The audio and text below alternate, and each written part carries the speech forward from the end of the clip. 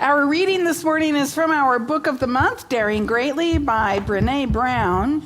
And I'm going to begin a little differently than I typically do. I want to remind you of what I read 2 weeks ago from the words of Theodore Roosevelt, the words on which her entire book is based. She said, she quoted him as saying, "It's not the critic who counts.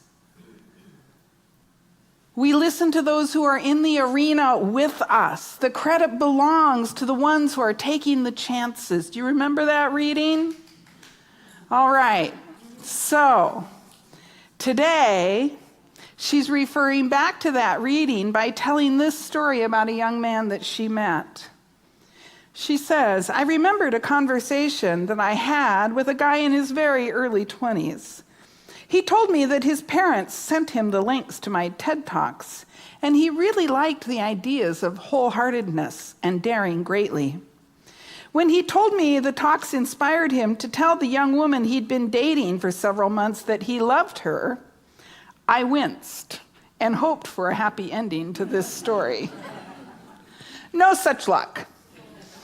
She told him that she thought he was awesome, but that she thought they should date other people. When he got back to his apartment, after talking to his girlfriend, he told his 2 roommates what had just happened. About that, he told me. They were both hunched over their laptops, and without looking up, one of them was like, 'What were you thinking, man?' The other roommate told him that girls only like guys who are running the other way. The young man looked at me and said, 'I felt pretty stupid at first. For a second, I was mad at myself and even a little pissed at you. But then I thought about it, and I remembered why I did it, why I told her I loved her. I told my roommates, I was daring greatly, dude.'" I wish I could say that like a young man would. He smiled at me when he told me they stopped typing, looked at me, nodded their heads, and said, "Oh, right on, dude." Daring greatly is not about winning or losing. It's about courage. I'm going to read through today's affirmation once. I lay aside all fear and step confidently into a deep and abiding peace. I am willing to change. As I trust that God is good and life is for me, I am transformed. And so it is. Please stand and join me with conviction. I lay aside all fear and step confidently into a deep and abiding peace. I am willing to change. As I trust that God is good and life is for me, I am transformed, and so it is.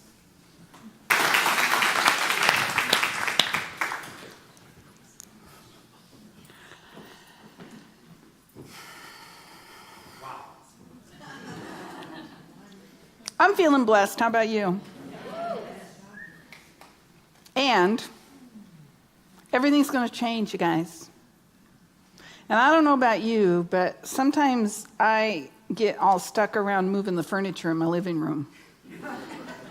Let alone the kind of change that we are in our culture and in our world that, to me, sometimes seems pretty overwhelming.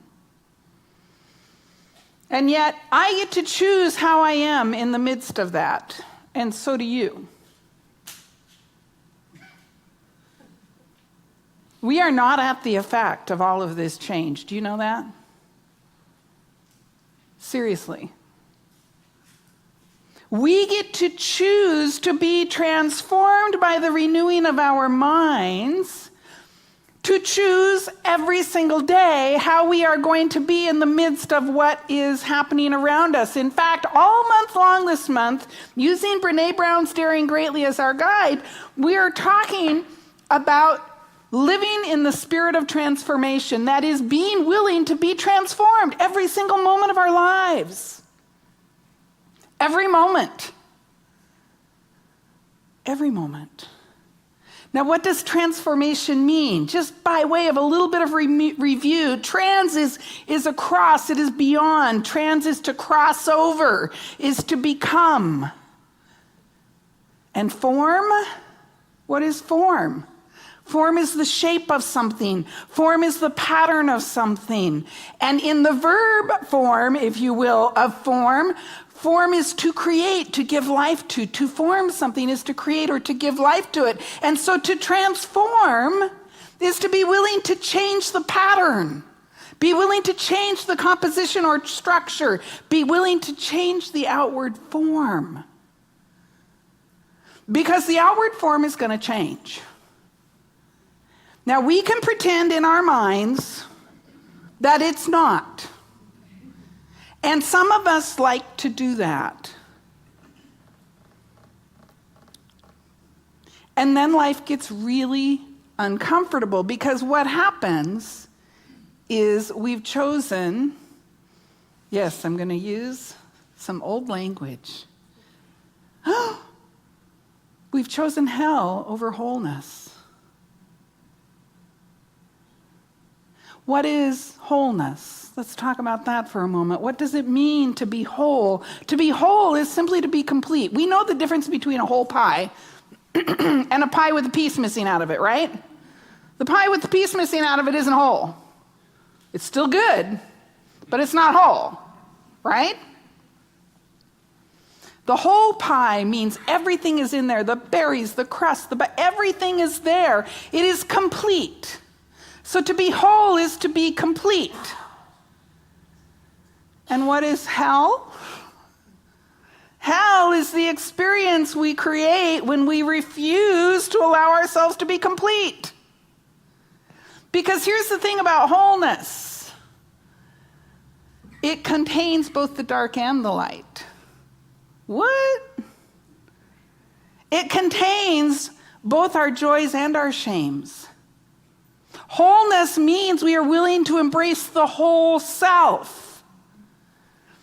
Our shame, our dark parts, our anger, our hurts, our pains, and our joy, and all the beautiful things about life.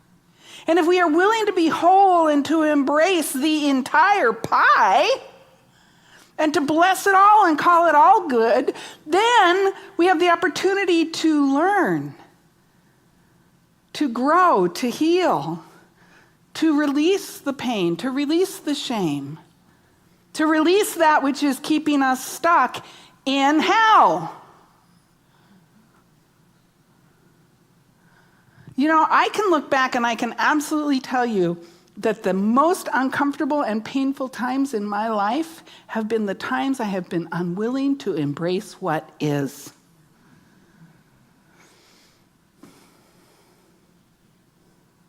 Are you willing to embrace what is and recognize it's just a part of the whole pie? You gotta have berries. You gotta have crust. You gotta have sugar. You gotta have shortening. You gotta have salt. Depending on your recipe, you might need to have a few other things. And that's what makes a whole pie. If you leave one of those ingredients out, a blueberry pie with no shortening is not very good. In fact, eating that pie might be kind of hell-like.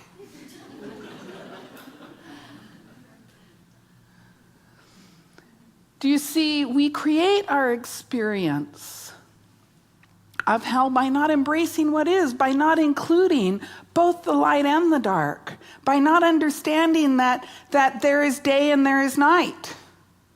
And the day and the night make a single unit.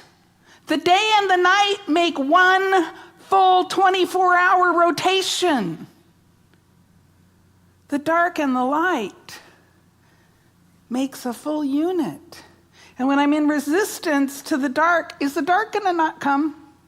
Do you remember last winter when it just wouldn't stop snowing? I mean, I was like, every time I thought it was over, it started to snow again, right?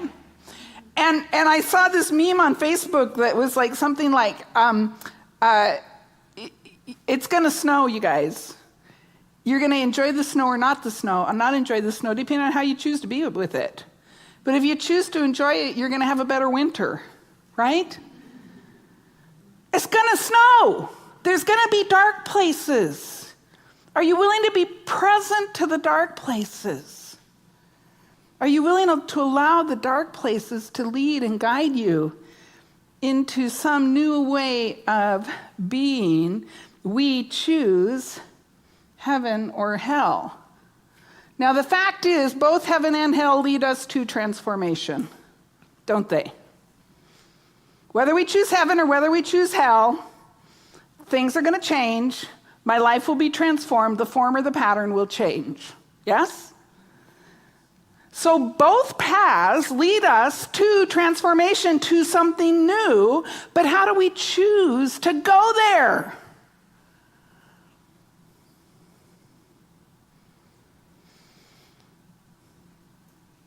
Just giving you a second to make a decision. How do we choose to be with our choices?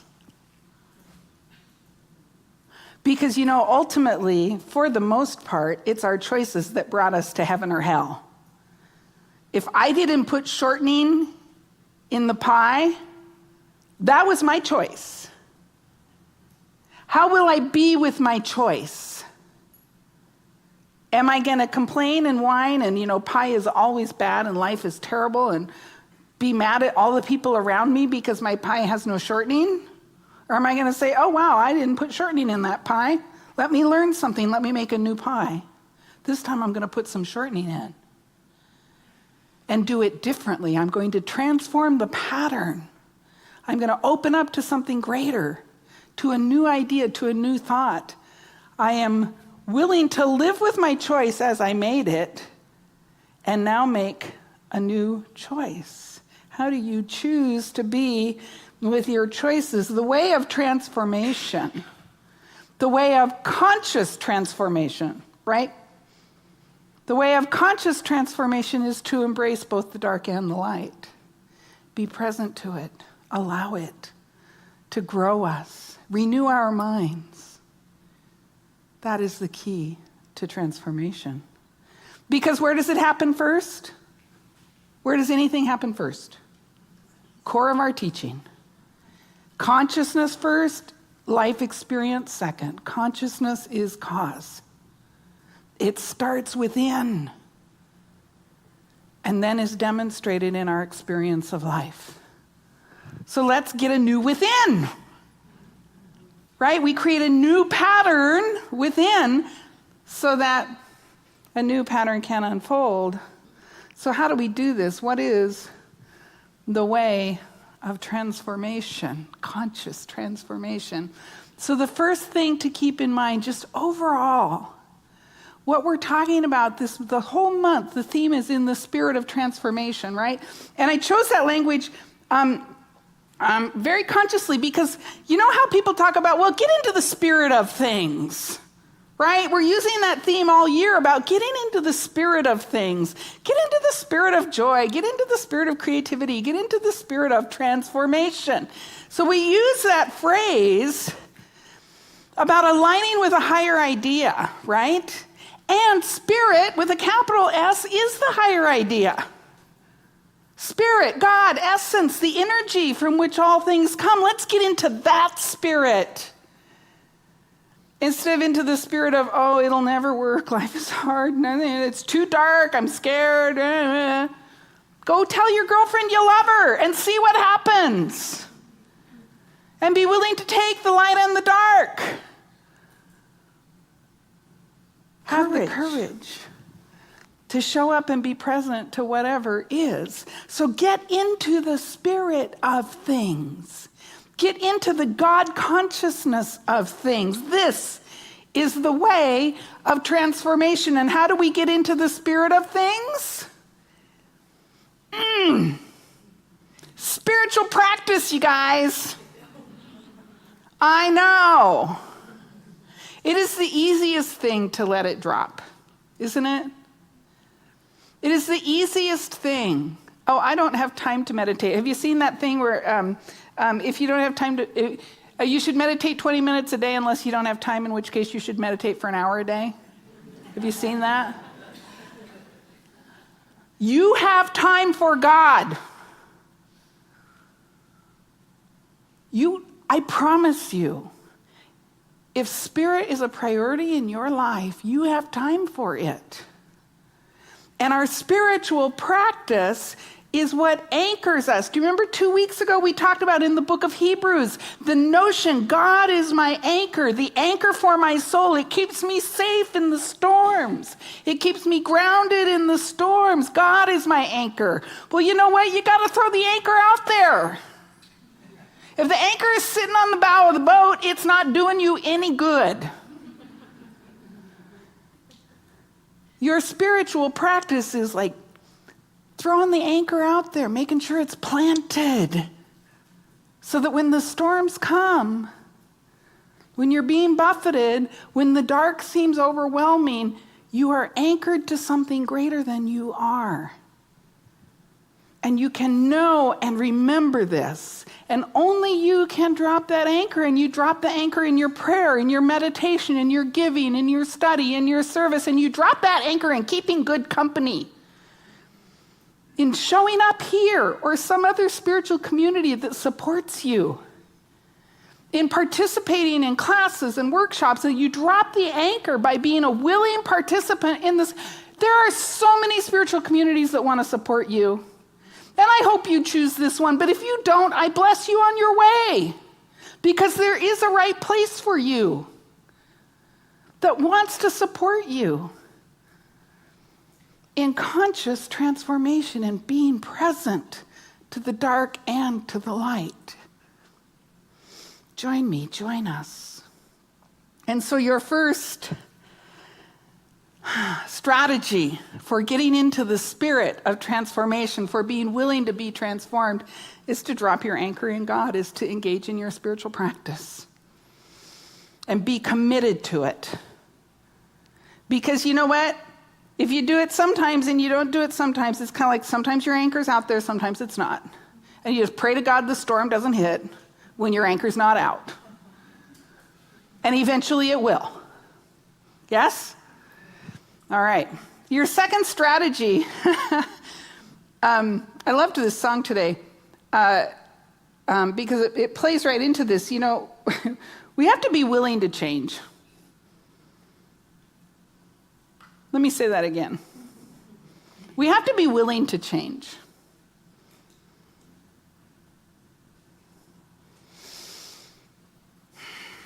Change is inevitable and growth is optional. Have you heard that one? Change is inevitable and growth is optional. And next week, we're actually going to talk in detail about how to change. Okay, I'm willing now. How do I do it? Right?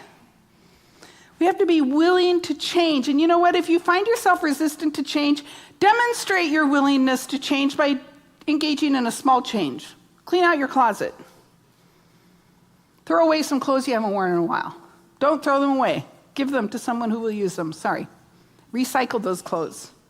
Demonstrate your willingness to change. Move the furniture. Rearrange the furniture in your house. Clean out that junk drawer. Sit in spiritual practice for a change. Demonstrate your willingness to change, and the universe, it will just all fill in all around you, right? When Ernest Holmes said, your willingness is your worthiness. Your willingness is your worthiness. If you are willing to change, you are worthy of change, and you are worthy of all the good that can come from that change. And so be willing to change. Demonstrate your worthiness to change. Take a different route. Demonstrate your willingness to change. Take a different route to work. Do something different. And then you can graduate to the bigger things. The different job, the different partner, whatever it might be that needs to change for you to be transformed. And your third strategy in the way of transformation is being willing, are you ready? Be willing to lose. Did you hear this young man? He was willing to lose, wasn't he? And it was about the courage to speak from his heart, to show up with vulnerability, to dare greatly, to take a chance, to have the courage to show up and express a feeling he was having towards someone. And it turns out this someone was not returning that feeling. And then did you hear toward the end, he had some compassion for himself, didn't you? You know the 3 C's, Brene Brown's 3 C's, right? Courage, compassion, connection. He had the courage to reach out and attempt to connect. That attempt was rebuffed, at least to some degree. And did he get mad at himself? Did he feel foolish? Sure, for a second, because we're human and we go there. And then he took the time to get conscious. Oh, I have some loving compassion for myself. I have loving compassion for this person. I'm not going to blame her for the next 10 years for speaking her truth. We do that, don't we? Oh, now I'm just going to be really mad at her. She hurt me. All she did was tell the truth. And wouldn't you prefer that? Oh, baby, I love you too. And then you get married and then you have kids and now you find out it wasn't true. Have you ever done that?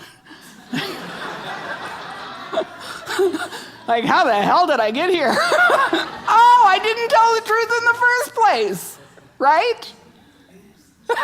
Oops. And now you're in. And you got a bigger mess to clean up. So be willing to lose. Have the courage to show up. And be willing to lose. And at the same time, you guys, you got to be willing to win. Did you hear me? We must be willing to win. You know, Brene Brown talks in this week's chapter about the notion of foreboding joy. Do you know what that is? Foreboding joy. One of the examples she gives is of coming home late at night and going in to check on her kids, and her heart is just swelling with love, these beautiful sleeping children, and she begins to imagine in her mind something horrible happening to them. You do that? Do you make up stuff? Something horrible is going to happen. She said in her research, 80% of people report this phenomenon of foreboding joy. That that some 80% of us, when something wonderful happens, we immediately wait for the other shoe to drop. It's like a self-protective mechanism. I'm not going to be too happy. I'm not going to allow myself to be too vulnerable. And so even though nothing terrible has happened, I'm going to start to pretend something terrible has happened. Wait a minute. What do we teach? Consciousness is cause. And when we use our imaginations to imagine horrible things happening, maybe that particular thing isn't going to happen, but you know, the energy and the vibration of it starts to unfold in our lives. And we become even more self-protective. Foreboding joy. We must be willing to win. We must be willing to feel joy with no sense of fear about that joy dissipating away. Because the foreboding part of foreboding joy is an affirmation, isn't it? Stop it. If 80% of you are I've done this. I'm not saying anything I haven't done. I'm in a different situation. I have kids, but it's like, this is lovely. Oh my God, there's going to be a car crash. It's a protective mechanism, isn't it? But the fact is, it doesn't really serve us. If we are truly willing to be in the spirit of transformation, to be transformed by the renewing of our minds, we must release our unwillingness to lose, that is, our habit of planting stuff around our joy that is not life-affirming. We must be willing to win. And all of these things, being willing to change, being willing to lose, being willing to win, all of that is absolutely our path if we, I'm not saying this right, hang on.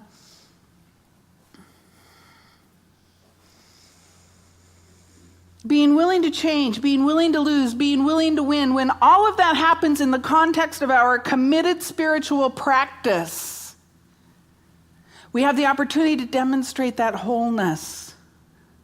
We have the opportunity, it supports us, that anchoring in God supports us in living with the light and with the dark, and knowing that the darkness has no power over us, and that the light, one teacher I'm studying with right now, he talks about in the creation story, there's one substance, right? There's one substance from which all things sprung. And so he says, when that infinite presence said, "Let there be light," it was creating from what he calls, there's two kinds of light. There's dense light, which is darkness, and there's translucent light, which is light. But they're the same substance. Our darkness in our lives is just dense light. And we can transform it into translucent light through our willingness to stay anchored in our spiritual practice, be willing to have the experience that the universe has for us. And by the power of our word to call it forth, let there be. Let there be translucent light out of the formless and void. Want some translucent light? Me too. And so we be about this, anchored in our spiritual practice, in our commitment to something greater than we are, trusting and living in the faith that it is calling us forth into something beautiful and great and wonderful. And this is why we are here. If we didn't need to learn and grow, we wouldn't need to be here. So if you think you know something, you don't know anything. I don't know anything. I stand up here and I have opinions, and God bless you for paying attention for 20 minutes a week.